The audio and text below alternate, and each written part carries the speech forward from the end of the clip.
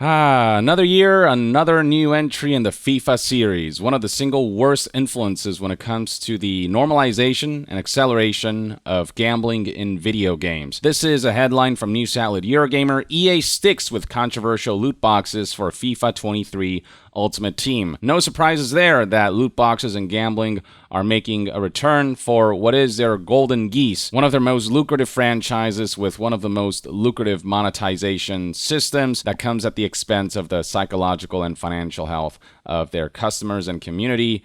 And this comes during a time when government bodies are failing to legislate and regulate loot boxes. This comes in after the UK government stopped short of legislation. I'll get to that in a bit. Scrolling down, we'll find the details. EA has confirmed it's sticking with loot boxes for FIFA 23's Ultimate Team mode. The company was effectively given the green light by the UK government's recent decision to not legislate the controversial in-game monetization system. And when Eurogamer reached out to EA to provide a statement about the inclusion of this controversial mechanic that is so despised by the gaming community, they went to its defense, insisting that basically it's fun and ethical and that there's nothing wrong here and nothing to see here. They continue to feign ignorance to the concerns surrounding the gambling that is included in this game and the tangible harm that it's done over the years. Here's the statement that was provided. We wholeheartedly believe that Ultimate Team and FIFA Ultimate Team packs,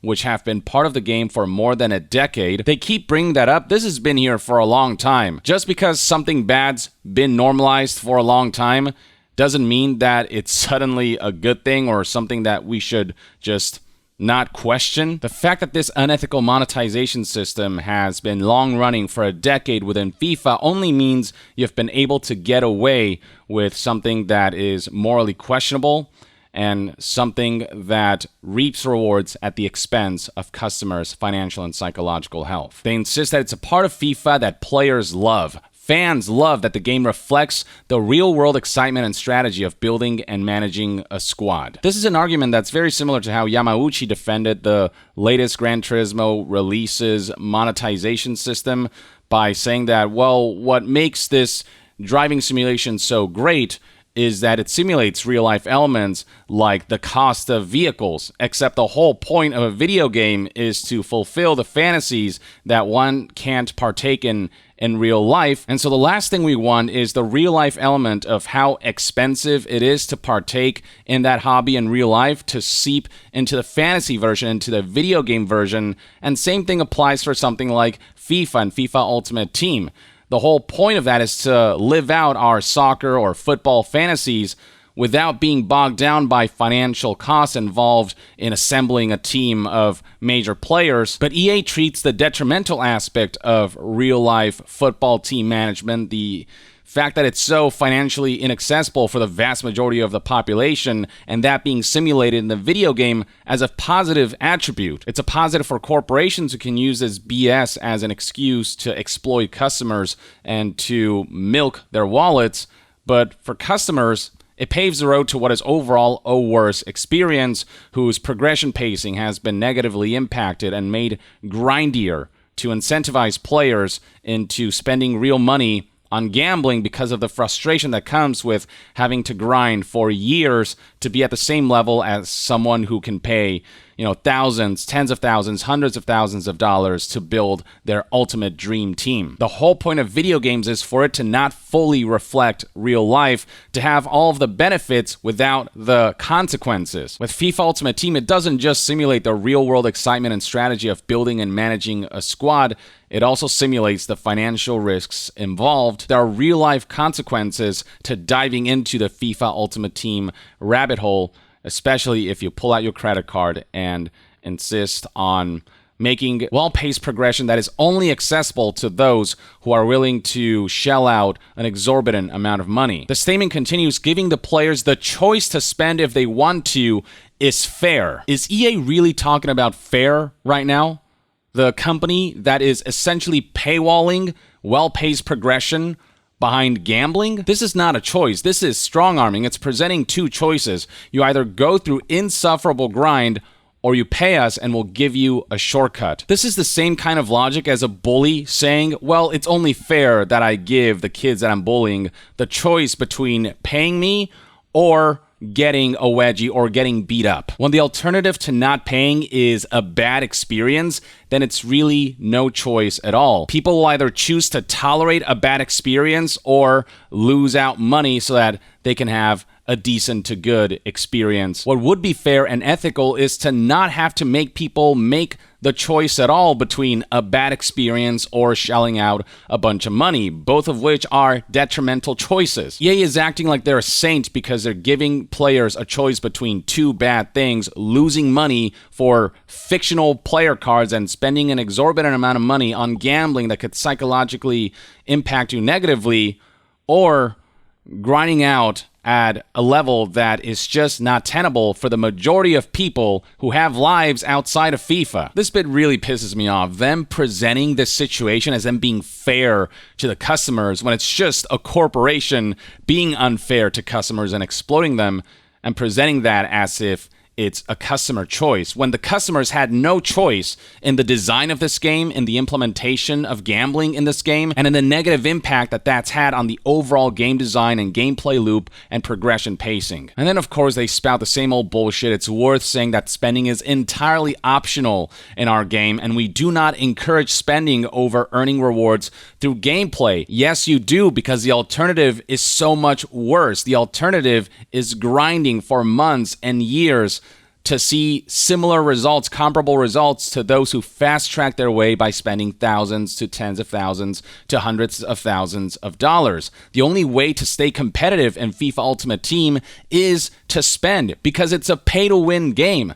How is that not encouraging people to pay? Or encouraging is the wrong word. How is that not strong-arming and extorting people to pay, when the only chance to earn your Lionel Messis and those famous players that so many desire within a reasonable time is to pay because the grind towards getting card packs is so slow otherwise? That's more than enough encouragement to get anyone hooked into this vicious cycle of spending, which is what happened to kids who look up to certain soccer players and football players who decided to spend en masse, not knowing what they were doing, not knowing that they were emptying out their parents' bank account because they so badly wanted, Lionel Messi. They spent like $500 and still didn't get Lionel Messi because the odds of getting Lionel Messi are so freaking low. Spending isn't entirely optional when not spending money yields a crippled game experience. The statement finally concludes with FIFA Ultimate Team packs work in just the same way whether they're paid for or earned,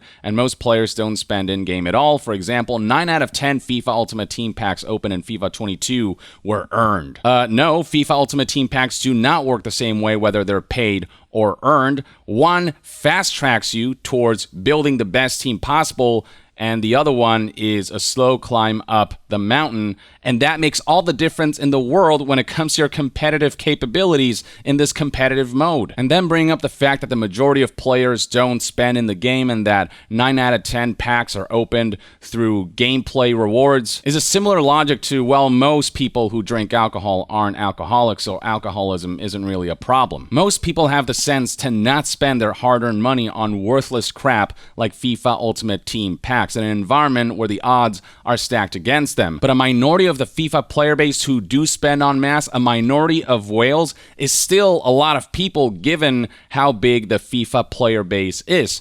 And within that minority, there are a significant number of people who can't help themselves, who are psychologically inclined to get addicted to this kind of gambling and to continue spending even if they don't want to. They just can't help themselves. And these are the kinds of people that these kinds of games prey on. And just because the majority of people don't fall for this con doesn't mean that the minority of those who do shouldn't be considered. EA's excuse is literally, we're only fucking over a small percentage of our population, so what's the big deal? As if those people don't matter. And not to mention that because you're designing your game around this small percentage of your population who are whales, specifically and strategically designing the game to exploit that minority of players, the majority of those who just want a proper soccer experience aren't going to get that because you're not making the game for the majority. This is all just a bullshit stand. EA knows it, we all know it, but EA will spout what they need to spout in order to stay just above the law. And this is where the government has to step in to regulate an industry that refuses to regulate itself. Just like how this channel's first ever sponsor, Manscaped, helps regulate the grooming of your bodily hair. The stash and the beard don't take care of themselves, and neither do the family jewels. Manscaped is focused on offering the best tools and liquid formulations for the big three odor zones: your body, your butt, and your oh so important balls. They sent me their 4.0 performance package, which greets you with this message: your balls will thank you. And the main event is the Lawnmower 4.0 body trimmer.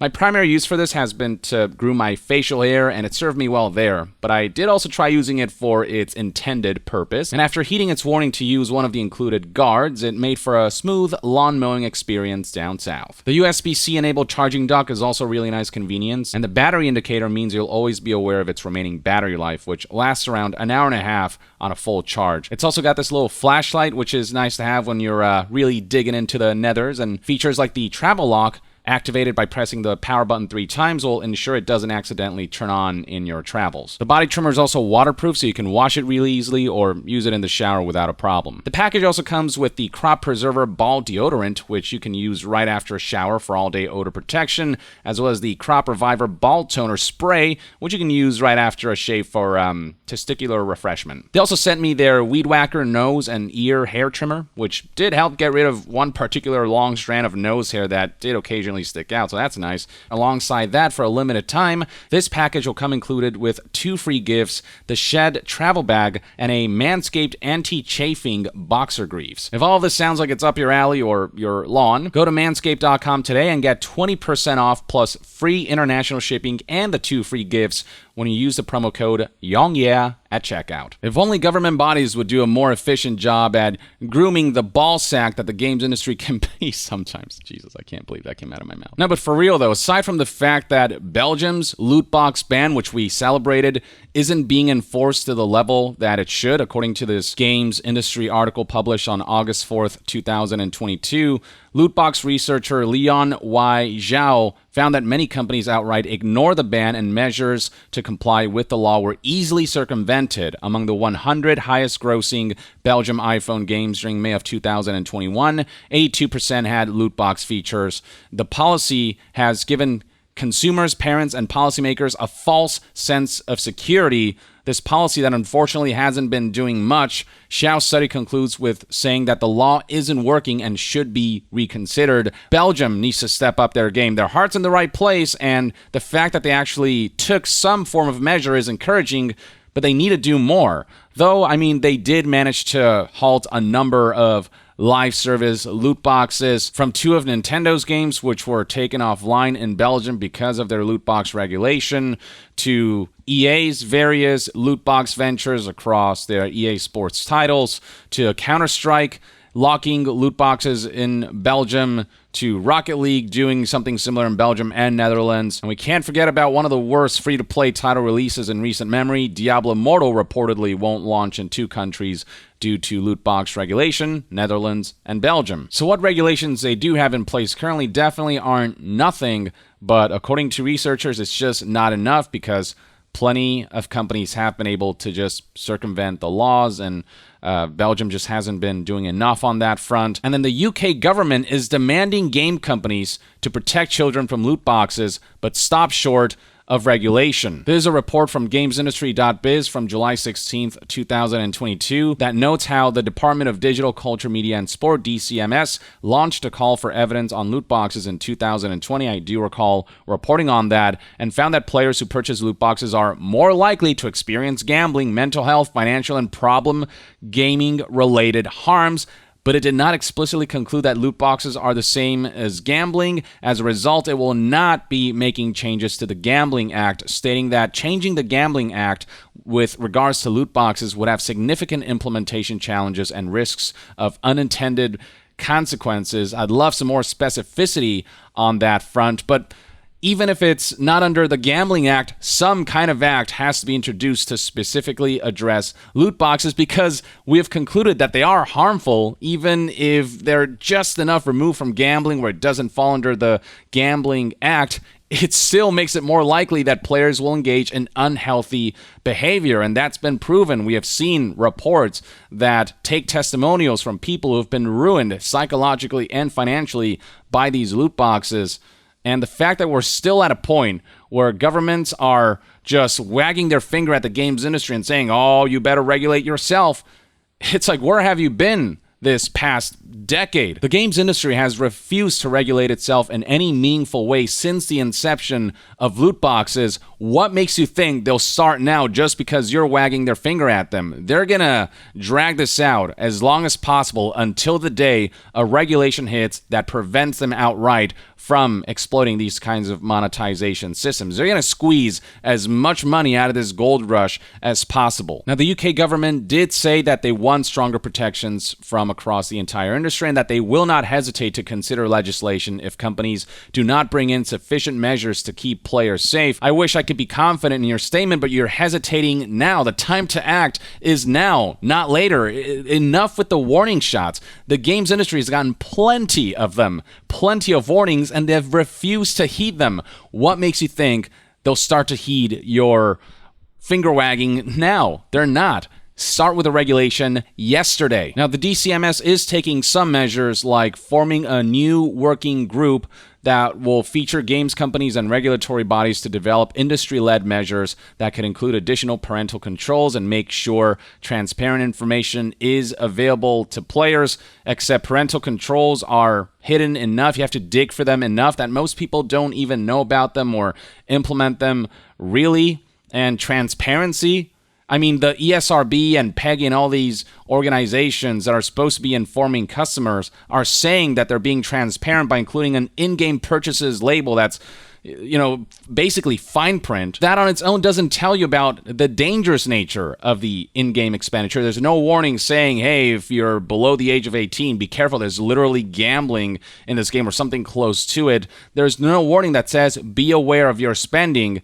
It just says, stuff's in here. You can buy additional things. Transparency is another area where the games industry has pretended to be active on, but through solutions that are meaningless, through solutions that are not really solutions at all. So if you think you can expect the games industry to be transparent without regulation forcing them to, you're living in another world, another dimension. The DCMS also proposed other recommendations like letting players know that loot boxes are not essential and do not guarantee success. This would be false information because in plenty of games like Diablo Immortal and FIFA, they are essential. They do guarantee success. In fact, in Diablo Immortal, one dude paid to win so hard, spent like $100,000 on a single character, that he became too powerful to matchmake with other players. It does guarantee success. That guy literally paid to win. He won at the free-to-play game. They also recommend inclusion of messages when players have exceeded a set number of purchases and advises them to pause spending. I do agree with this. Generous refund policies allowing players to track and view their spending and having trained staff to deal with players suffering loot box-related issues. That also sounds like a good idea, but the games industry certainly won't implement that off of a recommendation. Start regulating them by the law. Now, part of the reason why they haven't moved forward with regulation is because they believe that there is need for better evidence to understand the positive and negative impacts of video games and has launched a video games research framework to enable this. The research is still in its early days. Meanwhile, its own customers' research or its own consumer research was self-selecting and therefore not truly representative of the player base. So they deem that they don't have enough of an overall sample size of the gaming populace to be able to make more accurate determinations. However, there were some key statistics from the research, like 32% of gamers not being aware of probability rates for games, with 38% being sometimes aware, and that's because companies don't like to disclose the odds of their loot boxes, and if they do, they kind of put them out on some website that most people will never stumble upon. 34% of gamers said they were unaware of PEGI, in-game purchase, and paid random items labels because they're as good as fine print, and because they tell you ultimately nothing. They don't tell you specifically, loot boxes, gambling, and, a potential for a vicious cycle of spending. It's just this innocuous label that is so vague in its terminology that it's no warning at all, really. 57% of gamers said they had breached their personal restrictions on loot box spending. 57% of players spent more than they wanted to. 57% of players were influenced enough by the video game and its addictive design and its exploitative design that they shot above their budget, and plenty of people sense the negative impact, which is why 63% of 16 plus gamers and 70% of adults responsible for a child or young person expressed negative sentiment towards loot boxes. EA constantly talks about how much people love this stuff, the loot boxes, the gambling, how they're a part of the FIFA experience that players love. But time and again, when players are surveyed about this, the majority say, we wish this stuff wasn't in here. We wish that loot boxes weren't normalized in these games. We wish for just a fun, relaxing football fantasy game where financial risk isn't involved. The article concludes by pointing out how the UK government warns that game companies and platforms need to do more to ensure that controls and age restrictions are applied so that players are protected from the risk of gambling harms. Again, what on earth makes you think that the games industry, which has not been meaningfully active on that front, will suddenly begin to be active, will suddenly begin to be considerate and ethical about their practices? They won't. Begin the regulation now, because your hesitation and your just delay in acting is paving the road for FIFA 23 to continue their unethical predatory practices, and it's enabling EA to put out outright bullshit statements like this. Or at the very least, that's one man's take on the latest surrounding FIFA, EA, loot boxes, and government regulation. Let me know in the comments below what your thoughts and opinions are on what the UK government had to say about loot boxes, their deliberation on not legislating quite yet, and what you think about EA's statement surrounding their defense of FIFA loot boxes and their defense of their continued implementation in the next FIFA entry. Share your thoughts below, and to be further updated on all things gaming news, reviews, and discussions, stay tuned right here on Young Yeah. I'll see you guys next time. Young out.